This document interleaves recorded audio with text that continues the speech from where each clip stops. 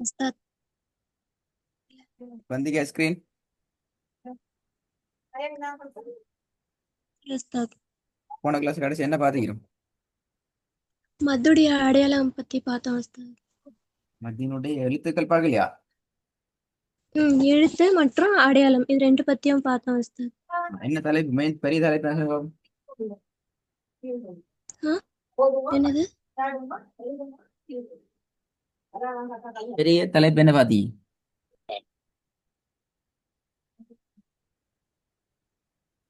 நீ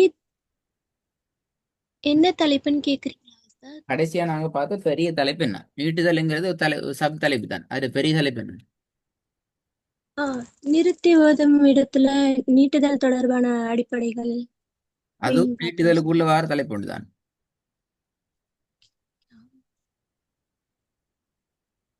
நான் கேட்கிறேன் மேஜர் தலைப்பு, பிரதான பெரிய தலைப்பு என்ன?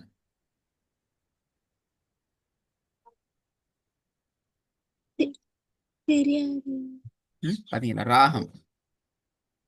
ராகம். ஆமா உஸ்தாத், நீட்டுதல் ராகத்துக்கு பத்தி. கீழே தான் நீட்டுதல் வரும்.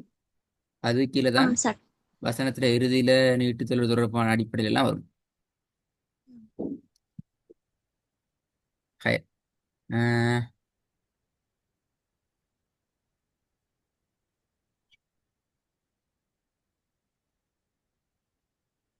இப்ப எங்க அடுத்த கான்செப்ட் என்னடா, எப்படி நாங்க சரளமாக ஓதுறது தொடர்பா இந்த விஷயம் தொடர்பா பாத்துக்கீங்களா?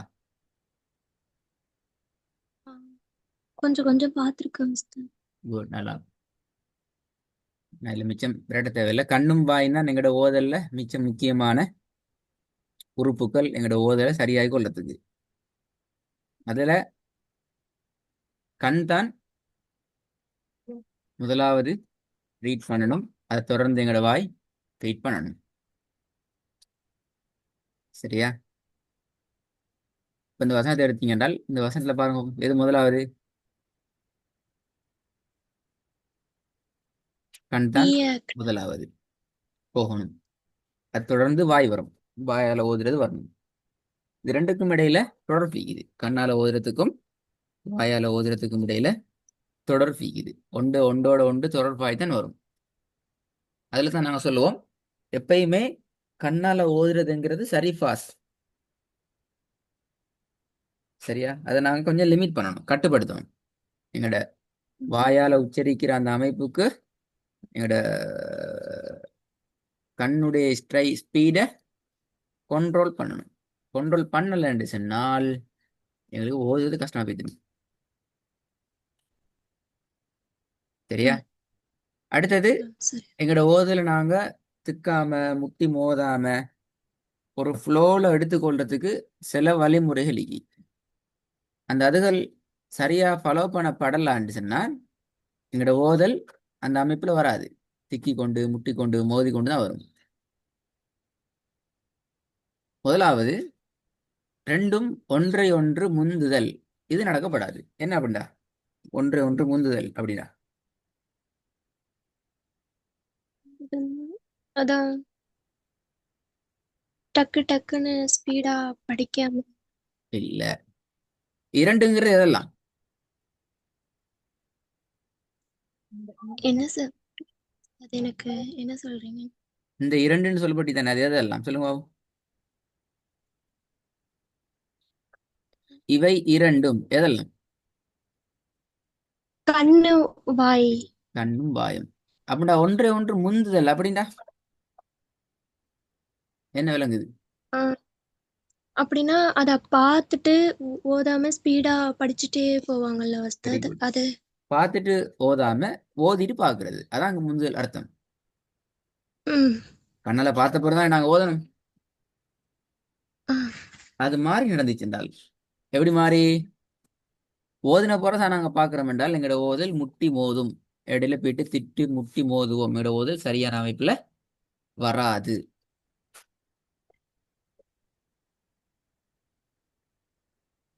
ஓகேவா?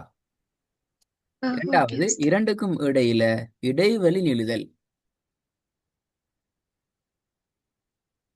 என்ன இடைவெளி? நிறுத்தி ஓதுறதா உஸ்தாத்? இல்ல, நிறுத்தி ஓதுற இல்ல. இடைவெளிங்கிறது இப்ப நீங்க விட் ஈயாக்க என்று கண்ணால பார்த்து கொண்டு வந்து ஈயாக்க என்று போறீங்க. உங்களோட வாய் ம் அப்பதான் ஈயாக்கையே ஓத ஆரம்பிக்குது. ம் ஓத ஆரம்பிக்க கொள்ள கண் என்ன செய்யுது, நஸ்தைன போயிட்டு பார்த்து முடிஞ்சிட்டு. இப்படி இரண்டுக்கும் இடையில இடைவெளி மிக கூடுதலாக இருக்குன்ற சந்தர்ப்பத்துல எங்கட ஓதல் முட்டி மோதும். ஆ சரியா? ஆ சரி உஸ்தாத். ம். மூணாவது, கண் வாசிப்பின் வேகத்திற்கு என்ன சொல்லி? ம், ம்.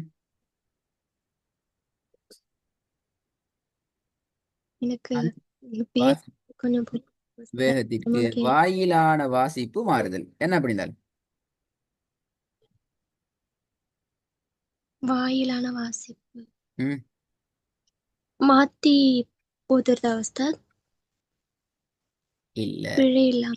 அப்படி என்றால் என்னண்டா, கண்ணால் நாங்க ஓதுற வளமையா ஸ்பீட் ஒண்டி தானே.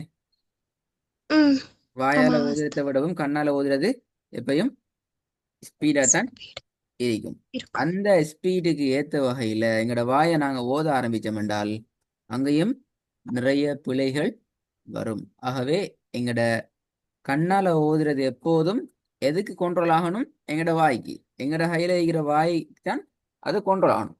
அப்பதான் எங்கட ஓதல் திக்காம முட்டாம சரியா வரும். கடைசியாக இரண்டும் ஒரே இடத்தில் சந்தித்துக் கொள்ளுதல். உதாரணத்துக்கு ஈயாக்க நஅ்புது என்ற இந்த தூ என்கிறத நீங்க ஓதுறீங்க. இந்த தூங்கிறத தான் உங்களோட கண்ணும் பார்த்து கொண்டிருக்கிறது. அப்படி என்றால் என்கிறது உங்களோட கண்ணுக்கு விளங்காது. எனவே அது பெரிய பிழையாக வந்துடும். வ வ வ இய வ இய வ இய க க க ந ந ந ந ந அபு பு து இப்படிதான் ஓதணும். ஏன்னா அடுத்த எழுத்து எங்களுக்கு சரியான முறையில விளங்காவிட்டார். இந்த 4 முறையிலையும் நீங்க மாட்டிக்கொள்ளாம வந்தீங்க என்றால் உங்களோட ஓதல் ஃப்ளோ ட்ரெக்ல சரளமான ஓதலுக்கு மாறும். எழுத்துற உச்சரிப்புகள் நான் ஒன்றும் பேசல. ஓதல் சரளமான ஸ்டைலுக்கு மாறும். அது மட்டும் நடக்கும்.